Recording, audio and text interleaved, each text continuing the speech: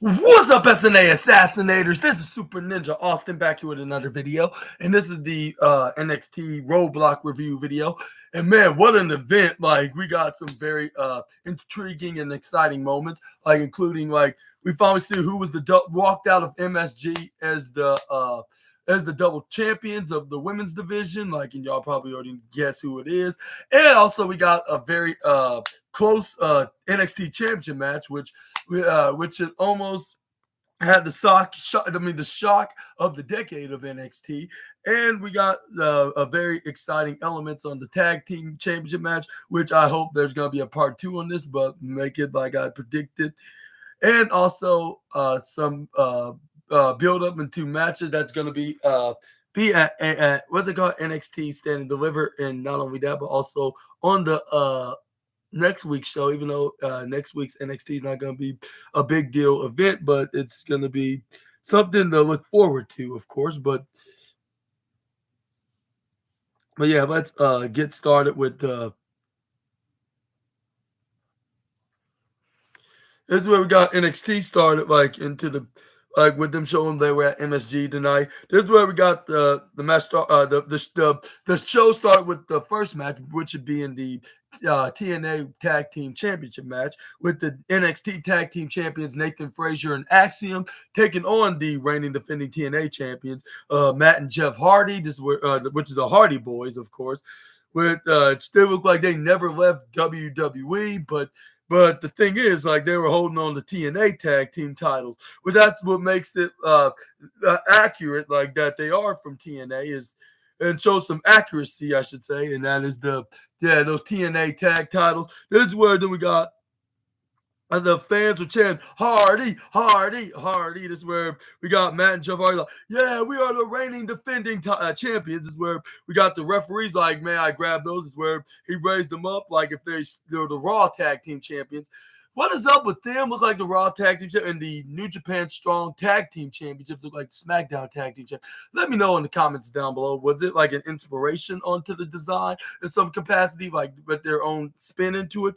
Let me know in the comments. But this is where we got started off with Matt Hardy and Axiom, like with Matt Hardy going for a wrist lock onto the luchador, the Spaniard luchador, I guess you could call him. This is where then Axiom then countered into what they call going for a headlock. This is where he then turned into a waist lock, back to belly maneuver position. But this is where try to go for a German suplex. But that's where Matt Hardy countered, elbowing the axe and the process. This is where he grabbed him by the back of his head, started hitting him face first, right onto the turnbuckle. This is where he went from the top, then the middle, and the bottom, like boom, boom, boom, like 1, 2, 3, 4, 5, 6, 7. This is where the Jeff Hardy's like, all right, tag me in, big bro. And this is where Matt Hardy's like, okay, like I'm gonna do it right here after I hit him with this alley-oop bomb, like right off the bottom turnbuckle. This is where they try to go for a pin. This is where they're like shrug emoji and never mind. But this is where they end up. We saw like Matt Hardy then was like, oh darn it, and this is where then he ends up tagging in his brother Jeff Hardy in eventually.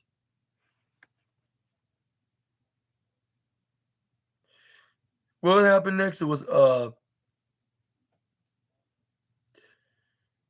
here's where then we got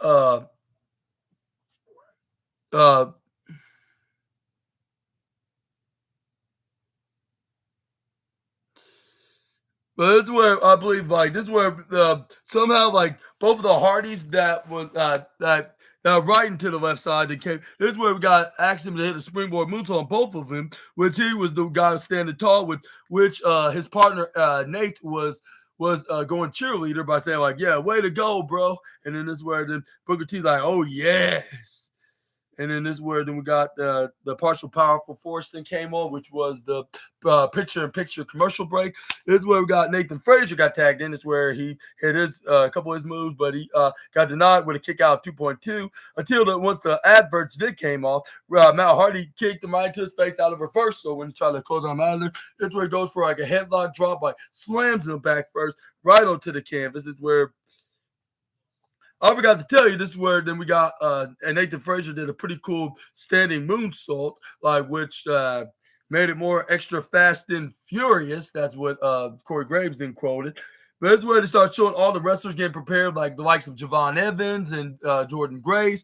Like they get ready for their respective matches against Ethan and Roxanne Perez. Speaking of those matches, we got some which those two matches were well satisfying. Like, let's hope that the feud ended after these matches happened. Like, yeah, which I'm gonna get into in just a moment. But this is where we got Axiom that got tagged in, and Jeff Hardy respectively. This is where we got a sleeper on Axiom that's trying to do to the charismatic Enigma, but Jeff Hardy then countered to a roll-up, which only got him a 2.4 count. This is where he hit the suplex facebuster, kind of a jiggy maneuver, right onto the Axiom, but this is where Nathan Frazier dived right on top of him. This is where Jeff Hardy's like, oh, come on. And this is where Matt Hardy tried to throw him out, but this is where we got Nathan Frazier countered through him instead, I believe. This is where we got the former, what they call the Heritage Cup champion, then try to go for suicide dive, but Matt Hardy caught him right into the announcer's table. This is where we got Jeff Hardy start hitting repeated axe handles, where fans start chanting delete because they are massive Hardy fans. That's where the Jeff Hardy start hitting some elbows, start boom, boom, boom, and this is where we got Jeff Hardy like, all right, let's go. Like, that's where then Jeff Hardy tried to go for a twist of fate. This is where then we got Axiom that countered out of it. This is where he tried to go for a sleeper. This is where he throws him right into throw Hardy right to the right side. I mean, yeah, this is where he got tagged by Big Brother Matt. Now Hardy finally hit him with the stunner version of the twist of fate, which he jumped right up in the air like if he's Austin Theory. But this is where Matt Hardy caught him and hit him with the reverse version, like if Jeff Hardy's still using that maneuver, like back in his time in WWE in his second run, if I'm mistaken. Yeah. But this is where then we got, what's his name?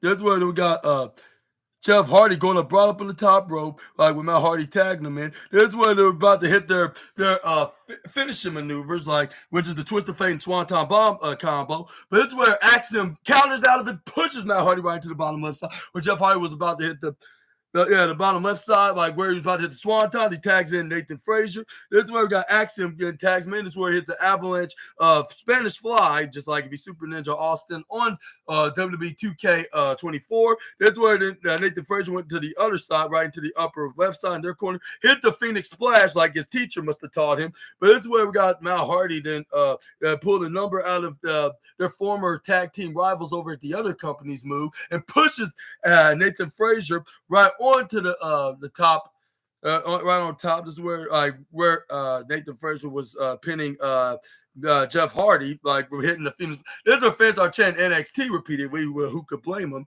Yeah, this match was I'll say the second silver trophy of the night. Yeah. Second best match of the night, silver trophy, like tied with the NXT champion. This is where we got some step up insecurity maneuver, like the forward with Nathan Frazier doing it to Matt Hardy. Like after Matt Hardy hits the elbow dropping back suplex, this is where Jeff Hardy hits the reverse version of the move. And this is where he hits the double whisper in the wind, follow that up when both of the members of Fraxium was stand back up, twist and then he hits a twist of fate right onto Nathan Frazier, try to go for a pin, try to retain, but this is where Nathan Frazier kicked out at the last second. This is where Jeff Hardy's like, oh, come the hell on. And this is where then Jeff Hardy was sighing like heavily. This is where then Jeff Hardy's like, what I got to do, like, jump off of the ceiling, you hit a swanton that way. And this is where fans then start chanting, this is awesome. This is where then they were repeatedly saying it. This is where we got Nathan Frazier kips up Nathan Frazier, but Nathan Frazier got back up on his own by flipping up in the air, hit a step up into Giri like if he's a wrestling teacher that taught him all the wrestling move sets, like from the former world champion. This is where then we got Jeff Hardy kicks him right in the face. Axiom tried to go for a dive. Jeff Hardy moves out of the way. This is where he tried to go for a twist of fate, but this is where I thought that Nathan Frazier going to pull. Axiom pulls a Randy Orton, but he didn't do that. But let's say we have that spot, but later on in the night, but it had nothing to do with the Hardys. But this is where we got Nathan Frazier and Axiom then try to do their double team maneuver, the back leg kick into a Russian leg sweep. But this is where they kind of tease the split here because Axiom accidentally hits Nathan Frazier instead with Jeff Hardy abandoning Frazier. Matt Hardy then was right behind him saying, delete, delete, and this where they turn him around, twist the fade him, and this where Jeff Hardy hits the swanton in the corner where they finished what they started, which was a guaranteed maneuver. Help him got the 1, 2, 3, winner of this match, and still your World TNA Tag Team Champions, and that is the Hardy brothers of Matthew Hardy and Jeffrey Nero Hardy. But that's where we got. This is where Taylor Parker then was talking to somebody, which at first we did not see who it was behind the right in front of the camera.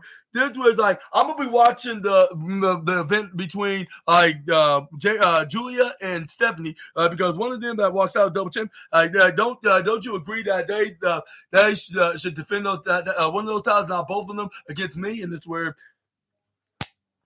And that's where then Mickey James was like, well, like all your advice I would give you is like I'll give to my students, like on LFG, like, and that's where it's like I would suggest you to go out there and finally what's that called?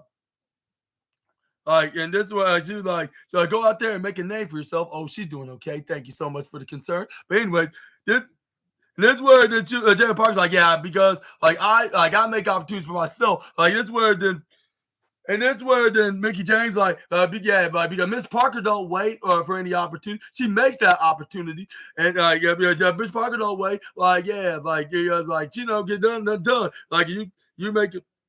And you make a statement out of that, and you have zero apologies for it too. In my opinion, it belongs to with Stephanie and Julia. You and I both know, it's only gonna take you so far, and it's gonna be stand and deliver, and it is stand and deliver season after all. But if you don't. If you don't take your claim now, you never will. So please do so, and do it in this best, most prestigious division, where I made only a couple of cameo appearances, which I wish I could have wrestled here more often. But this is where we got Jada Parker. Thanks, Mickey James. And I was surprised that we haven't seen Jada Parker. What's that? Jada Parker did not watch up close or even interrupted the celebration of either woman that walked out of Madison Square Garden as the double champion. But this is where we got Roxanne Perez then head out to the ring because she had her match against Jordynne Grace, and this match was very well invested, just like the what's that called, the no.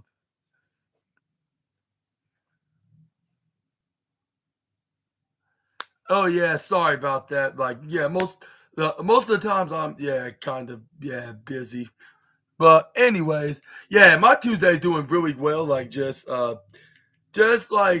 and downs, if you could say, But other than that, when it comes to outside podcasts and investing business, other than that, I'll say I'm doing really good. But anyways, this is where we got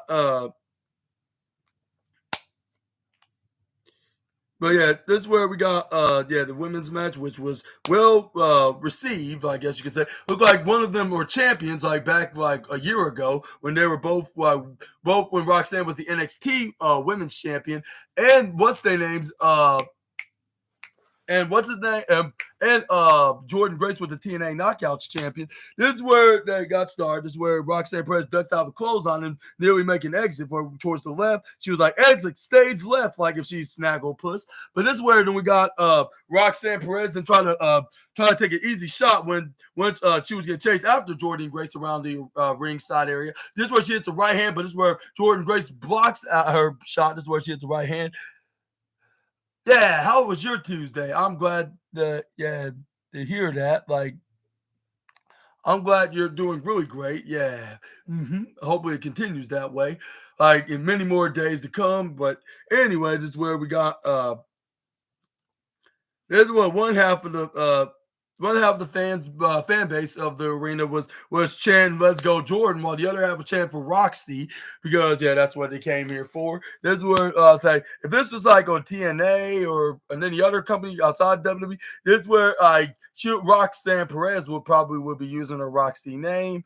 I'll say I know one company in particular she would definitely be using it for, unless she has a new name come in mind, if she wanted to take a page out of one of her idols' playbooks, but Anyways, this is where we got Roxanne Perez grab onto the leg of Jordan Grace, slams it right back, like, my leg, and this is where we got Roxanne Perez then grab onto the leg, tied it around her, and then pushes it right into some of the steel steps, right into the bottom left side. This is where they showed Moose was getting ready for his match, and let me tell you, that was a really fantastic match, which is why it's going to be tying with the tag team championship match. But yeah, this is but the Roxanne Perez, like, this match ties with the Javon Evans and like I said earlier, and I'm gonna say it again once again, Ethan Page match, like which she gets the bronze trophy of the night. This is where Roxanne Perez then going for a side Russian leg sweep. This is where we got Roxanne Perez ends up going for a pinfall, but this is where we got Roxanne Perez over a pin, but this is where she keep getting repeated with denied with a kick out. This is where we got Roxanne Perez and grab on to her leg. This is where she tried to go for a sliding leg drop maneuver, but this is where she was like, no, like, I have a better idea. She stomps her right into her left leg. This is where she hits the knee drop right into like a snap to the leg of Jordan Grace, so she won't have, while her walking devices, she won't be able to be have nowhere near any offense like fighting. This is where we got her try to go for they're going to try to hit each other with roll-ups until we got what's her name, Jordan Grace then start going for a sleeper hold. This is where we got Roxanne Perez start elbowing what's her name, this is where we got Roxanne Perez and grab onto the leg of Jordan Grace and start knee down, drops her leg down. This is where she must have snapped it must have snapped or broken something. Well, not really broken, maybe snapped. But that's where we got Jordan Grace. Then that's where we got. This is where we got Jordan Grace try to go for the springboard maneuver, but I think this was an unscripted botch because this is where we got Jordan Grace then that slipped off and then landed right on the outskirts of the ropes. That's where then she's like, my knee, and this is where like, it's something like she must have pulled something. This is where we got. This is where we got the. This is where then the referees are checking on her, but this is where Roxanne Perez made sure to take advantage of the moment, start stomping onto that exact same leg, one of those legs, like one of the exact legs that she got nearly injured with. This is where she starts stomping on her leg and ankle, knee. This is where she used it like a human seesaw by stepping on it, like when she springboard right off the ropes into the bottom left ropes. But this is where we got the. That's where once she got her back in the ring, this is where she started elbowing it. This is where she started kneeing it and whatnot. And this is where we got what else happened. It was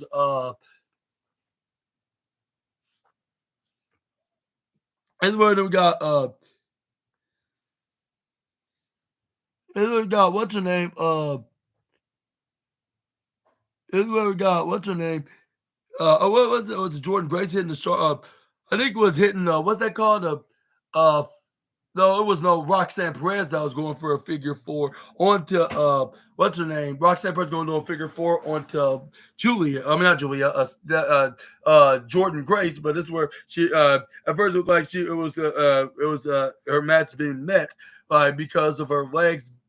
Because her legs was giving her the blues. Like ever since Roxanne was attacking him and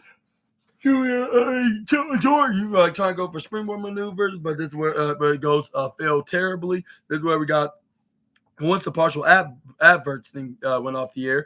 This is where we got Roxanne and right up on the top rope. This is where we got the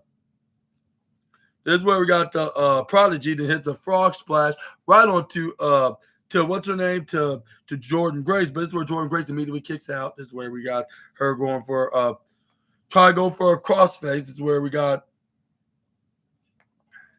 But it's where she got like a fish hook with her hand right up into Jordan Grace's mouth, and then try to grab him to her left leg, try to do like a single leg of Boston Crab. But it's where we got Jordan Grace then smartly flip right out of it into a crucifix pin. But it's where we got Roxanne Perez kicked out. It's where they got back up. This is where Roxanne Perez hits her with a roundhouse kick. This is where she try to go for and this is where she tried to go for a backslide pin, but it's where she right after unsuccessful, what's that called? unsuccessful Pop Rocks. This is where that did not work out at 2.3. It's where we got Jordan Grace then hits a what's that called? That like a Dream Valley Driver, but she calls it something else. But it's where once this is where we got what's her name? Jordan Grayson hits her with the pump handle slam, which I bet that's what she calls it, the mama pump slam or whatever she will put it. But this is where then she got the 1, 2, 3 after she nails it onto the Prodigy. 1, 2, 3, like, and the winner of this match, Jordan Grace. And I hope that ends it all. And that's a sign that we could be seeing that Roxanne Perez is going to be definitely getting moved over to the main roster. But this is where, but let me know about that in the comments. I think maybe they should do like a number one contenders match, like perhaps like for whoever wins these championships on NXT Blowback tonight. And if she doesn't win, this will be the best way to writing her off of television. Like, but yeah, but we're just gonna have to wait and see like when will that happen. But yeah, But let me know down in the comment section right down below. But if you ask me, that should be the perfect way to write her off on NXT, and then start this feud with Bayley, and this is where we have this match. And after the match, we finally get to learn the secrets of the role model, like when it comes to something personal, but not too personal, because we don't want to hear anything too personal. We just want to hear like the status of her. A status of a certain thing in their personal life, like if it's true or not, which I think it is. But we're gonna get into that another video for a different day. But because I think the secret is already gonna be heading over to WrestleMania in Sin City, if you ask me. But let's move on to the next slide. Here's where we got Undertaker. Then this is where we got the Undertaker. Wasn't that Obafemi running to the dead man himself? This is where then he gave him some advice like about this match and tell him to let Moose know that this is his yard and this is his home field, like to represent WWE. But this is where then we got a training vignette with Trick Williams saying he's gonna knock what's his name, Eddie Thorpe Cole, like, which I'm wondering when they're gonna have this match, like, which I know now I remember it's next week because this was announced a week ago with Eddie Thorpe challenging him into challenging him into what's that called, an NXT Underground match. And who do you think is gonna walk out victorious? Let me know down in the comment section right down below. But this is where we got the NXT Championship match with the reigning defending TNA X Division Championship, which I was totally bummed out. Like, why didn't they put the NXT X Division title on the line? Maybe just so they won't look weak. None of them, whoever takes the L, like, it just tell like who's the biggest man and who can show like to prove if Obafemi actually is the ruler and if he's the king of his own roster. But this is where we got the match started. This is where the ruler and the leader of the system then start clashing. Like if they're like one of them's the King Kong and the other's the Godzilla of pro wrestling. This is where we got this is where we got what's his name, Moose then cornered Oba right into the bottom left side, try to go for a knife edge chop. But this is where amazingly Oba grabbed onto his hand. This is where he hits him with a knife edge chop. And even though they're not from the other company, this is where Gunther then gave him I would say like probably the number 9 and number 10 spot with Obafemi getting number 9 and Moose getting number 10 because it was very intimidating, and considering their main event level wrestlers, like he feels threatened, like, and there's only a matter of time that they'll be on WWE's main roster and challenge him into a fight if he's still champion. But that's where we got Obafemi elbow striked him until we start going for a chopping and striking war until what's his name won, like moves knocking him out of the ring. The story's like it looks like I'm about to be be NXT champion as soon as I expected to be. This is where Obafemi tried to come in there, like he felt very disrespected. This is where then he tried to come in, but he gets pump boot right to the face by the ruler. This is where we got Obafemi try to go for a clothesline. This is where Obafemi catches him, hits him with a single Uranagi slam, sending him back first right into the apron. This is where Obafemi's like, yeah, like now you're seeing what the ruler is really made of. And then this is where then they brought him back in the ring while the partial powerful force came on of All Pro Wrestling.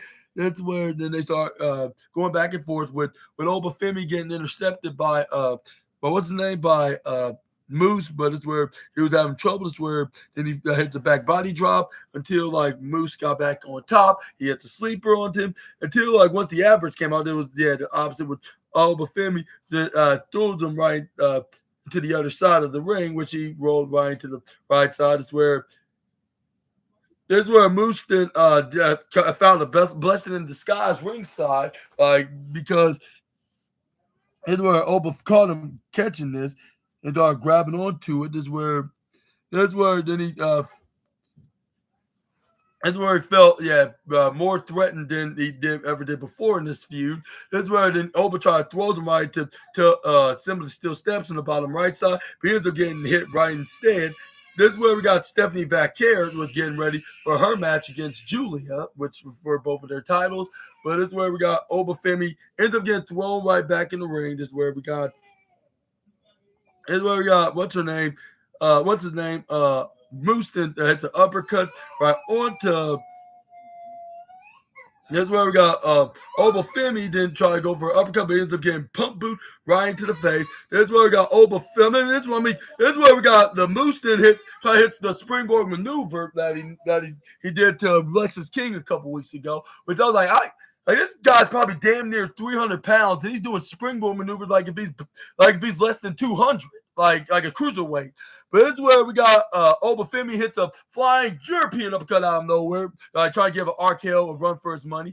But this is where that didn't work. He only got a 2.2 count. But this is where he tried to go for a power slam. Oh no, Fireman's power slam maneuver, similar to the Big Bang Catastrophe, like that certain Limitless guy. But that didn't even put him away at 2.6. Just keep getting near falls after near falls after near falls, which I need. That should inspire me of making a custom accessory with that phrase. But this is where we got Obafemi then.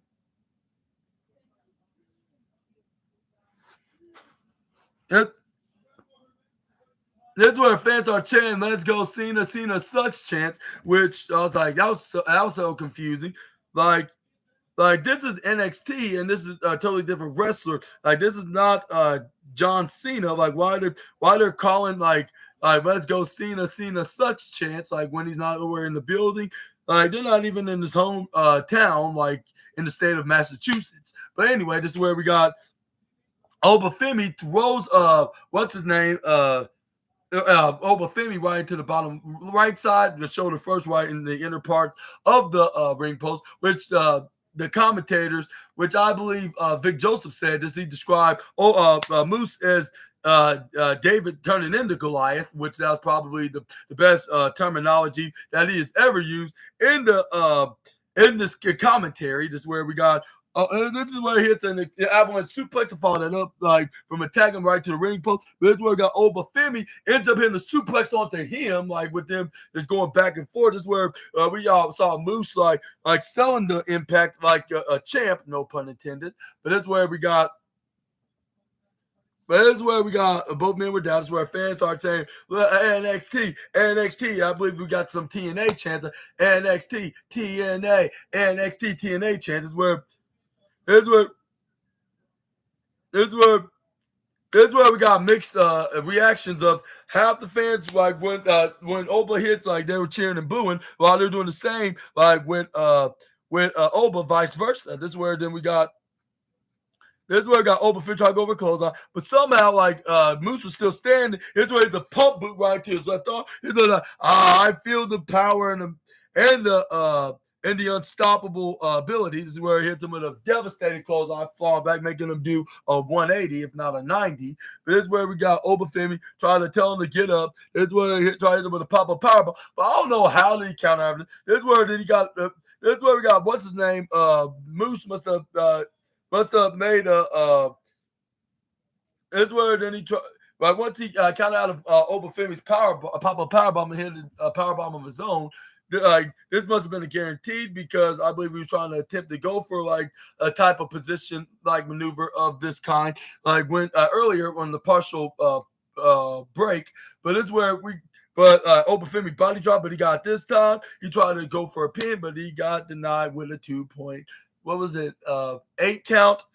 This is where Obafemi's like, okay, that's fine. Like, yeah. I got 20 more moves where I came from.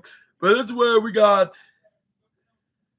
Obafemi then somehow got him right up on the shoulders, tossing him into a gorilla press slam, slamming him right to the right side into the concrete floor, which what's his name? Vic Joseph like, you just knocked over a 6'6" man, 300-pound man, which I guess that confirms that he is a 300-pounder because he just described him weighing 300 pounds.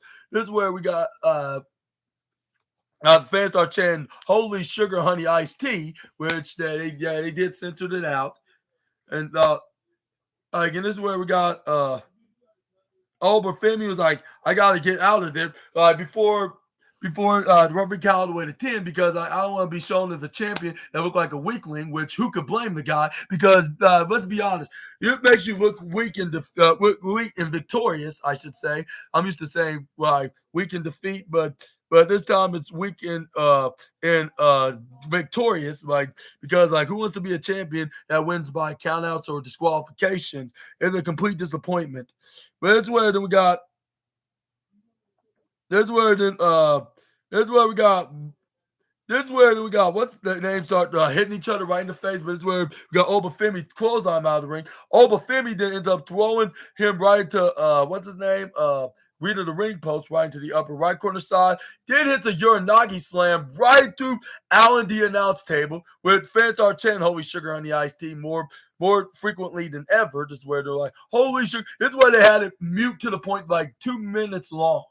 Like they start chanting like "Holy sugar, honey, iced tea, holy sugar, honey, iced tea." This is where we got Moose then pulled that Almighty Guys maneuver, because this is where he hits his finisher, which we all know what move it was.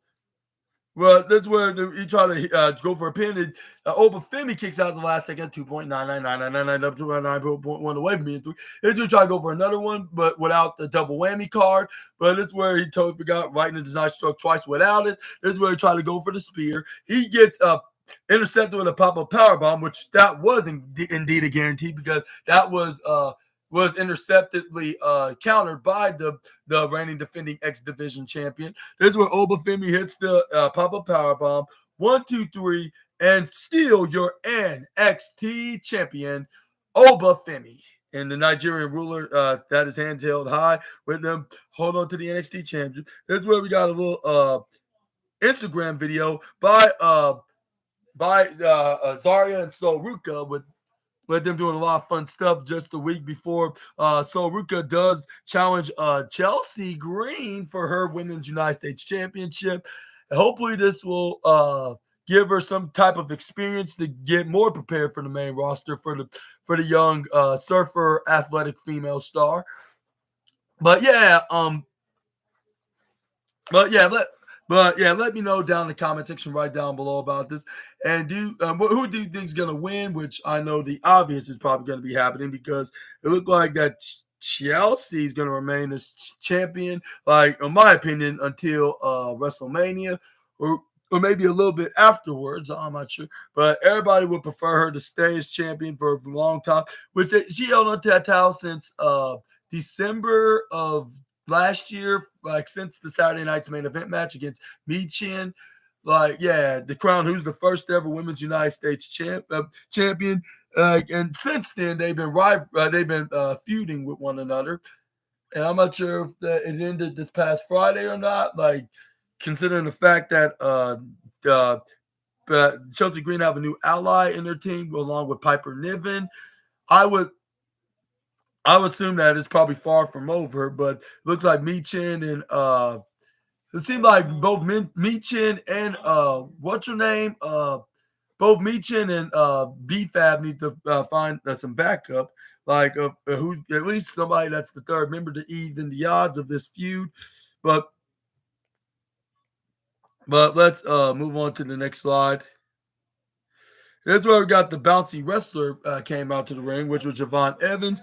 Here's where the fight started pretty early. Like once the adverts went off the air, this is where we got Javon Evans then boot what's his name? He didn't waste no time. He just booted what's his name out of the out of the ring. Yeah, all ego Ethan Page. This is where he gets a suicide dive right onto the onto the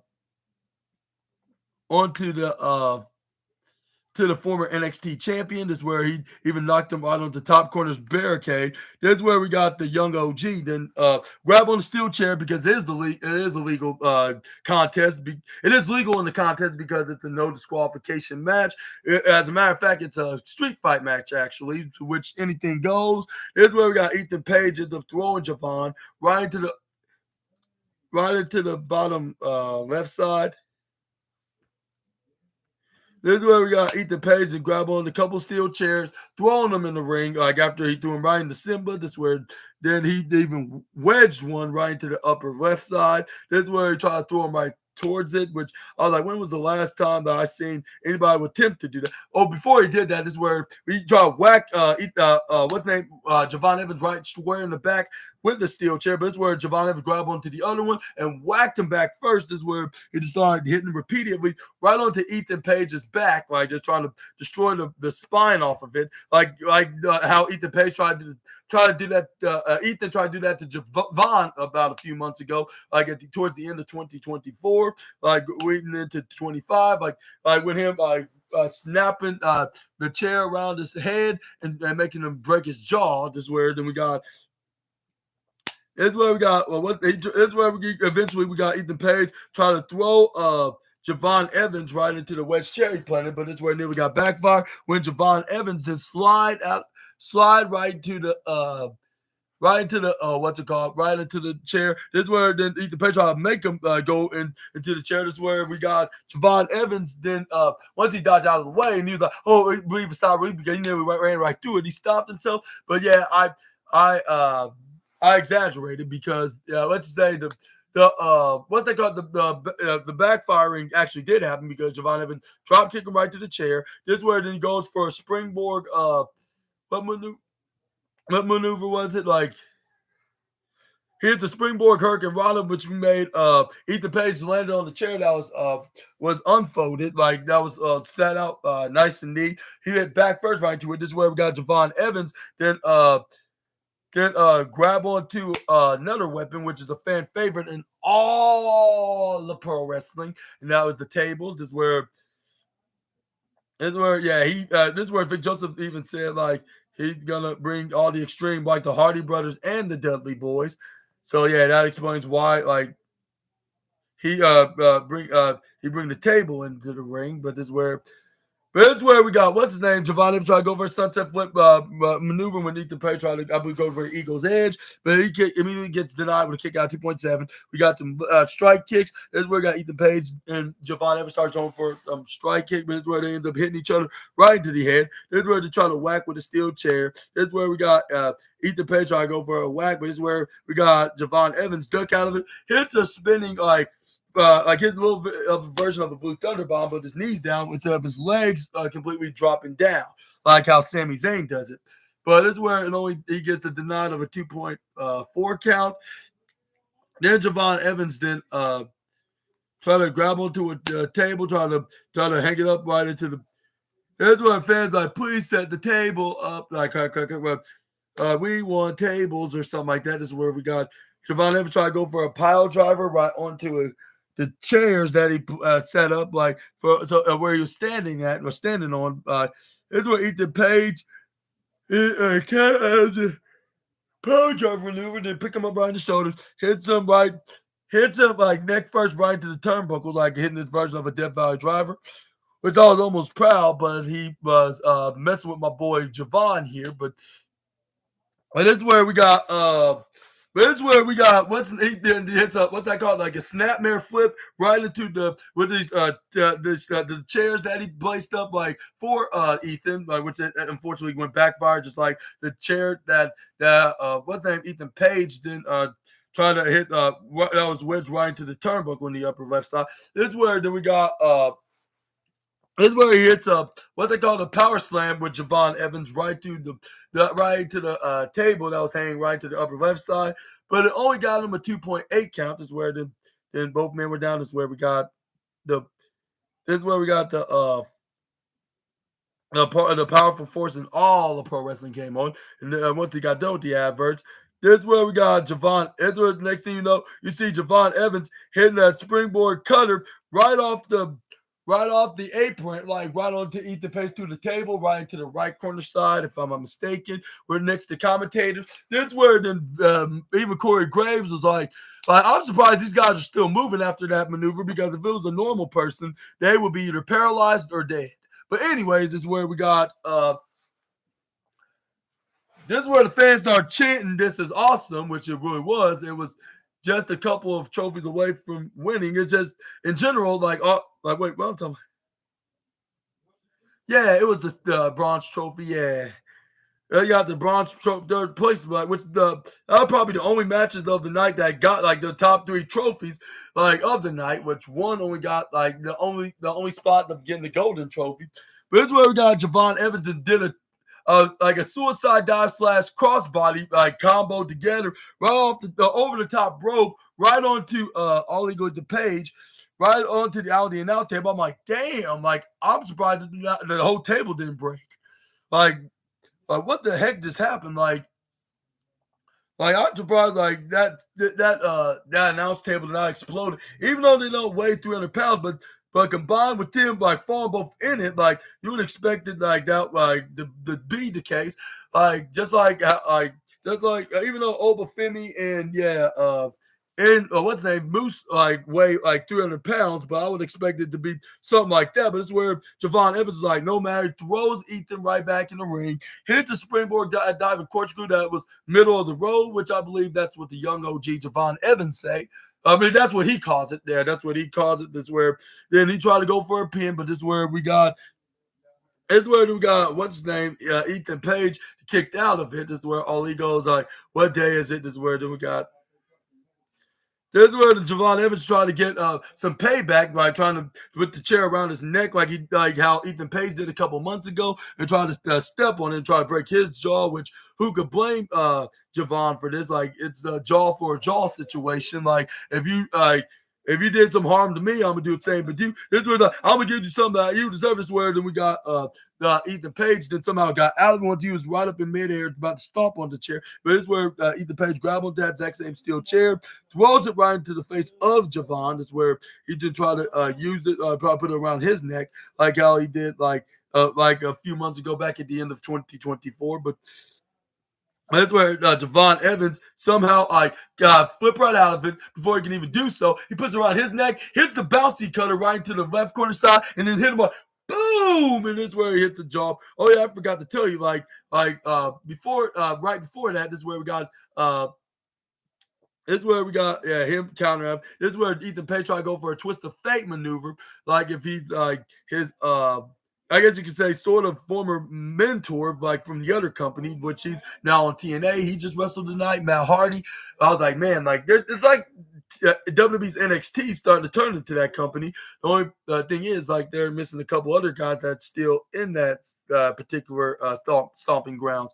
But Javon Evans then countered out of the twist of fate maneuver, hits a cutter, like if he's one of his idols, which is the Viper Randy Orton, like that spot, like back in 2008's Royal Rumble pay-per-view when they were fighting for the WWE Championship. When Jeff Hardy tried to go for a twist of fate, Randy Orton turned around and RKO, like boom, and this where then we got but this is where we got Javon Evans and doing the springboard cutter again. This is where he hits like boom, boom, and it's where and he ended with the chair around his neck, just slams right into the ground. 1, 2, 3. Winner of this match, Javon Evans. Hopefully that's the end of the feud. Well, I would say like definitely for sure, because for the fact what happened next afterwards, which was very crazy with these with the faction that's led by Deion Lennox, then came out with the lights went off. Then we got the dimmed spotlights then turned on, is where then they pointed at Javon Evans with these skull with the skull mask like right into their face that's covering their mouths.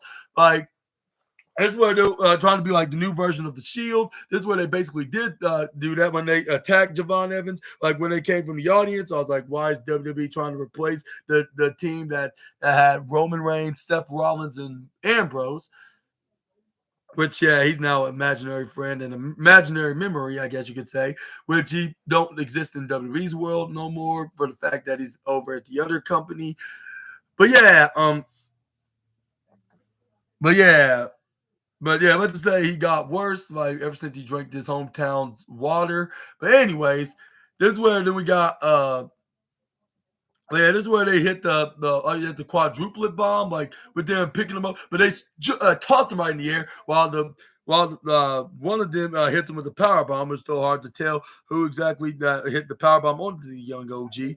But what are your thoughts on to them attacking Javon Evans, and which allies could the young OG should depend on to even the odds and to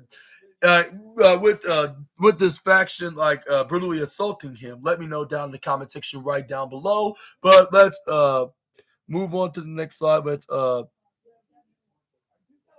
This is where we got the little vignette with what's his name, Sean Spears and his family, which includes Nico Vance and Brooks Jensen and Izzy Dane, like promising to help him out, like take out the family, which this family starting to grow together, which it showed like after the segment though it ended, it said the culling, if I'm not mistaken, which is Cullling. The culling. Let me know down the comment or the killing.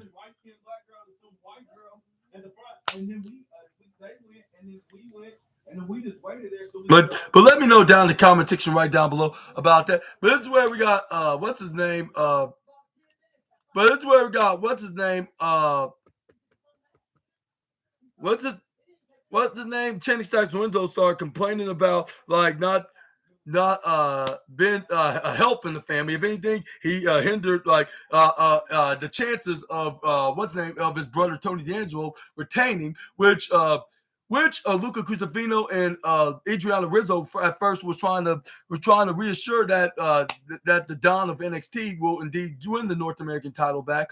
But this is where then what then no, like I got to take the actions. But this is where we got Tony D'Angelo came in and told him like don't let your frustrations get the better of you. This is where then we got this is where then what's the name? This is where we also heard that what's the name? Channing Stacks Renzo was like, we do have a 6-person tag match next week. It'll be me and Luca and Adriana will take on what's their names? Izzy and Nico and what's his name? And Brooks. This is where we got a backstage interview. I'm not. I mean, what's it called? Audience interview, I should say. Like with Sarah Schreiber asking some questions about his underground match, Eddie Thorpe's underground match against Trick Williams. This is where we got. This is where then we got wasn't it Eddie Thorpe then tell Trick Williams, you think you're gonna knock my ass out? Like, no, like, that's not gonna be happening. And he's like, it's gonna be actually the other way around. And then we can't really hear much about what he's saying because fans started booing him and maybe even said a non-PG slur, which explains why WWE muted out for a second. This way, like, this is where Eddie Thorpe's like, yeah, Trick Williams don't know what about no idea what he's getting into. Like, yeah. And this was like I have double experience. Like I've been in the ring with Trick Williams, and I've been in multiple NXT Underground matches to understand what I need to do. Like and she's like, and this was like, and Trick Williams don't understand anything about me, like Sarah. And this was like, So put them together, like all you had to say is just a knockout punch from and it's like, and he's gonna lose, just like the New York Knicks just recently lost their game, which he trying to do some what's that typical hometown sports teams roasting, like of saying how horrible the team is. But this is where the Vic Joseph sound like my father when he was giving out a warning to his fellow commentators Booker T and Corey Graves, saying, look, like you're coming out, like watch out. And this is where the Trick Williams like was just knocking him out. This is where Vic Joseph even described what exactly Trick is doing by stating that he's whooping that Trick, which what's his name is the Trick. What's his name? Eddie Thorpe. Yeah, Eddie Thorpe is the Trick, right? Because he tricked everybody in NXT that he was legitimately injured in order to get a shot at the NXT championship, which he's probably the partial blame of why Trick Williams is no longer the NXT champion. But this is where the Trick Williams then called him out of the ring. This is where there's like going more of his beating. This is where Eddie Thorpe was not acting like a heel, actually was acting more like a tweener when he was trying to get in the ring, trying to fight with Trick Williams. But this is where the referee stopped him. This is where then we got.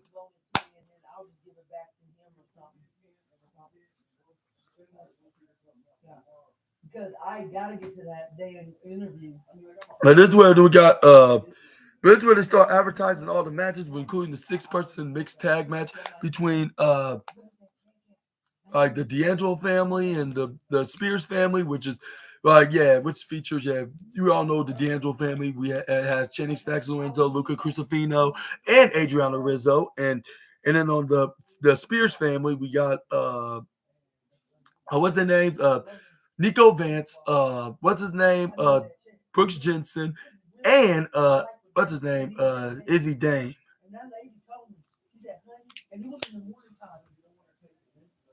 No, I want her to take it when she needs it. I don't want her to just keep taking it because I don't want to overdrug her.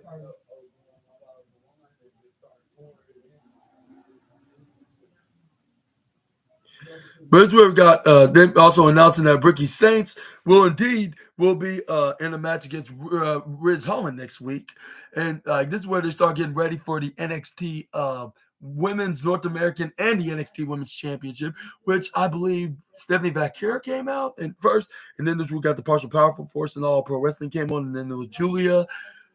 But not the partial, the full Powerful Force this time.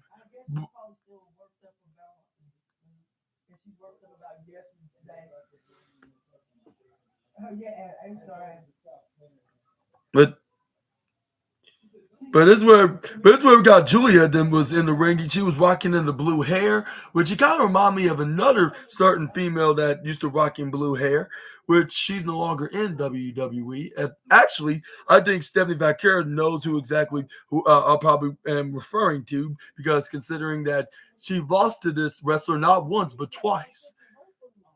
And one was a recognizable spot, like when it was at the other company, which I'm not going to be mentioning right now. But she wrestled there because due to partnerships with the company she did work for under a contract. But I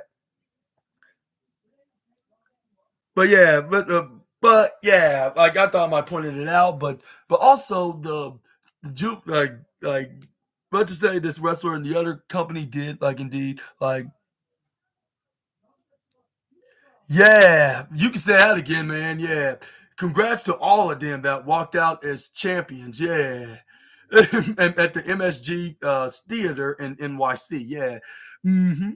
But anyway, this is where we got the main event match with Vaquera, with my viewer just give a shout out, congratulations to, which one of these women did win, and they also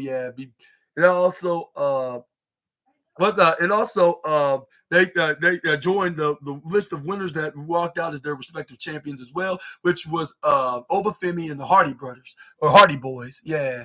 But anyway, this is where we got Stanley Vaquera Irish whip Julia right to the right side. She gets counted into a hammerlock suplex.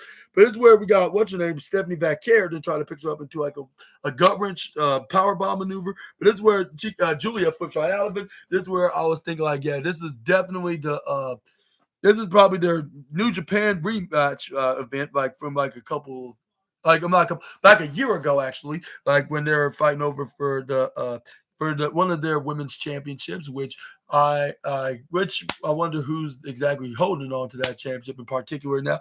But it's where we got Stephanie Vaquer then try to go for sunset flip into a pin, but it's where we got Vaquer then trying to counter to a pin of her own. But it's where we got Julia try to go for a dragon screw lock, but this is where we got Stephanie Vaquer try to do one of her own. This is where we got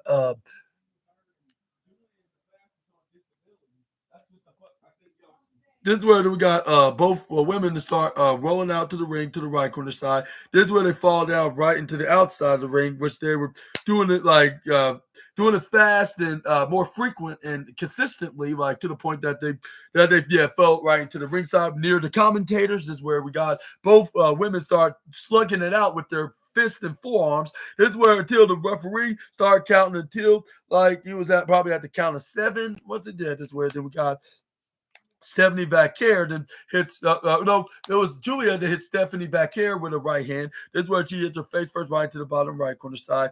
Then Julia then try to go for a middle drop kick, like that with the beautiful madness, then hit a middle drop kick. This is where we got Julia then try to go for and we're trying to go for a clothesline, but it's where we got Stephanie Vaquer then try to went for a Hurricane Rana, which she went through right into the left side. This is where we got the Chilean Dark Angel then try to go up right up into the top rope, hit a springboard crossbody onto the Japanese Italian star. This is where she landed right onto her. This is where then Vic Joseph then shout out who's gonna be making history tonight to be the double champion tonight, which we did see, which I keep repeating, but I'm gonna tell you who's gonna win as soon as at the end of the match. But this is where I went to the partial break, which is the powerful force in all of pro wrestling, and that is the commercial break. But this is where we got Stephanie back here, I believe, trying to go for a 619, which she must be a Mysterio fan. This is where she gets picked into a neck breaker maneuver. This is where we got. You said like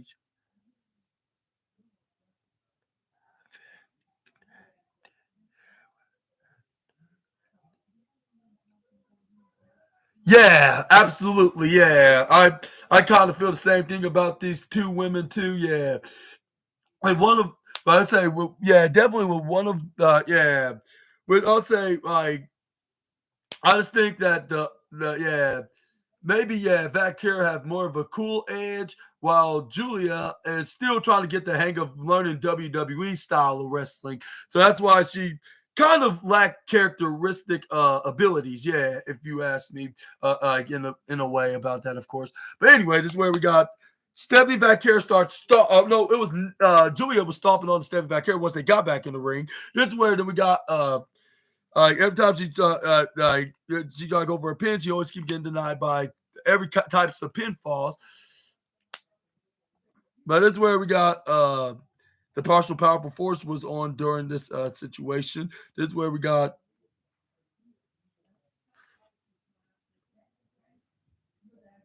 This is where we got what happened. It was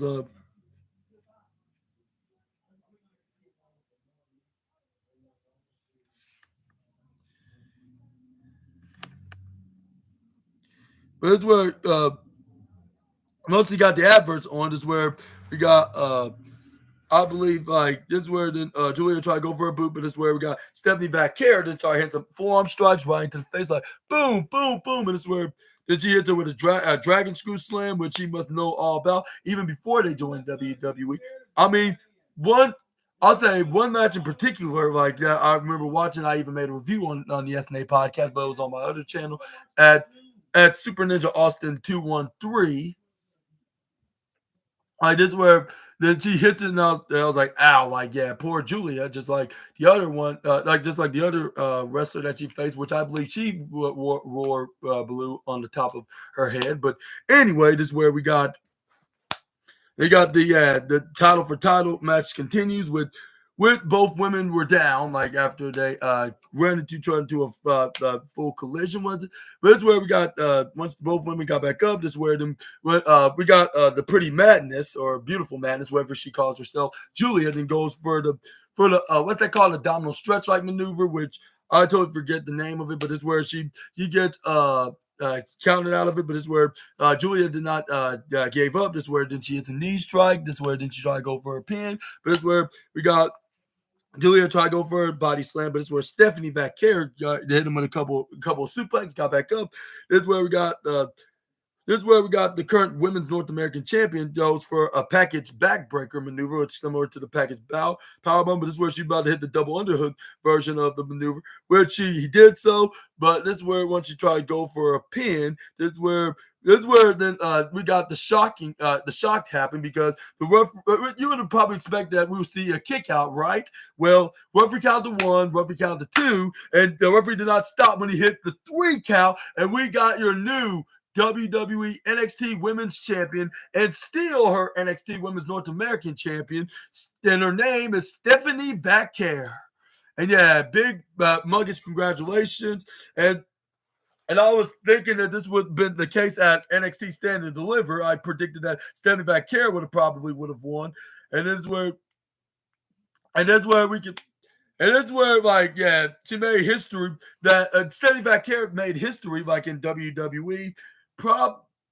I'll say, except unless if you referred Michelle McCool was a double champion, but some might say that the Divas champion's not exactly like in the Women's Revolution, so I'm not sure if that even counts. But yeah, she's second to Becky Lynch now, being the first ever woman to hold 2 women's championships, like singles championships, but overall women's division, I'll say fourth ever, because we have Becky Lynch, Bayley, and that other 4 horsewoman girl that's now in the other company, which I believe Stephanie Vaquer knows about because she lost to her twice. But anyways, this is where we got this is where Stephanie Vaquer hold on to the both women's championships. This is where Julia's like, yeah, she totally deserves that. And then it shows that this is not the first time that, yeah, Stephanie Vaquer beat Julia for a women's championship, which I always keep bringing up, that she beat her for the New Japan Strong Women's Championship. But yeah, a humongous congratulations. It's getting the golden trophy of the night of the best wrestling match of the night. Huge congratulations. And what do you think what they're going to lead into with Miss Vaquer after this very successful win? Let me know down in the comment section right down below. Yeah, big congratulations. And I'll say this show, Roadblock, it looked like it was a pay-per-view rather than a weekly show, if you ask me. But yeah, but they did a very phenomenal job. And I'll say, and I guess it could put that they could continue this feud down the line. Like if Julia is actually legitimately hurt and injured, I would say maybe whenever she comes back, like we could just visit this and maybe revisit this. I'm afraid that Vaquer will probably be the heel by the time Julia comes back. And then it's where Vaquer can brag about, like, ha ha ha, I've been beating you everywhere, from Japan, from other places, whether if it were in America or other countries outside of the US. And now I beat you here in NXT and WWE, like for your title, which is the NXT Women's Championship, which they could revisit this feud like at probably any time after Stand and Deliver at NXT. But let me know down in the comment section right down below when that may be, and who do you think is going to be the next challenger for what?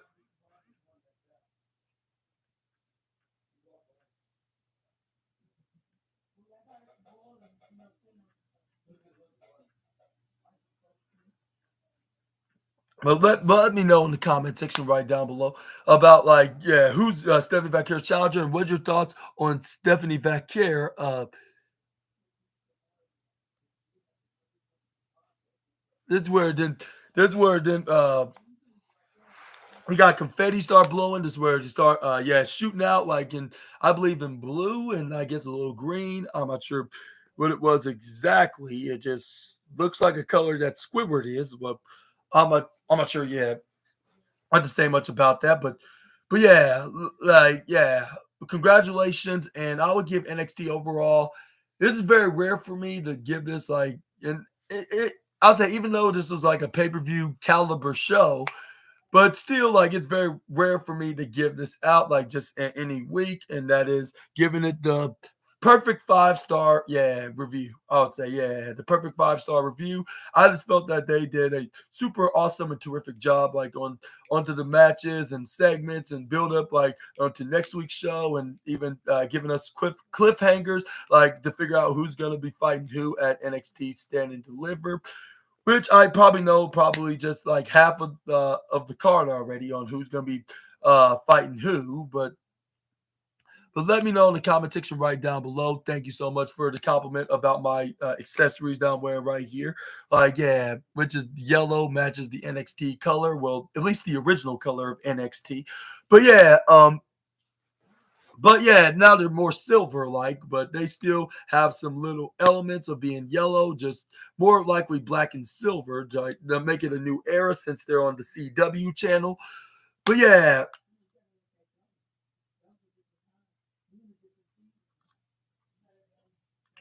but But yeah, I hope y'all enjoyed the video. And what's your thoughts on NXT Roadblock? Let me know down in the comment section right down below. And also, please make sure to give a big thumbs up button if you like this video. Please to smash on the post notification bell as well, so you can be the first one to be notified when I upload my latest videos. And also, please make sure to check out my other channel at SNA Entertainment, like where I'll be talking about stuff on the in movies and animation stuff. And also make sure to check out my next wrestling news, which will probably be tomorrow, which I'll be talking about the wildest and intriguing wrestling news stories, rumors that you assassinators need to know from the What Culture Wrestling article, which from my boys' sites. Like, yeah.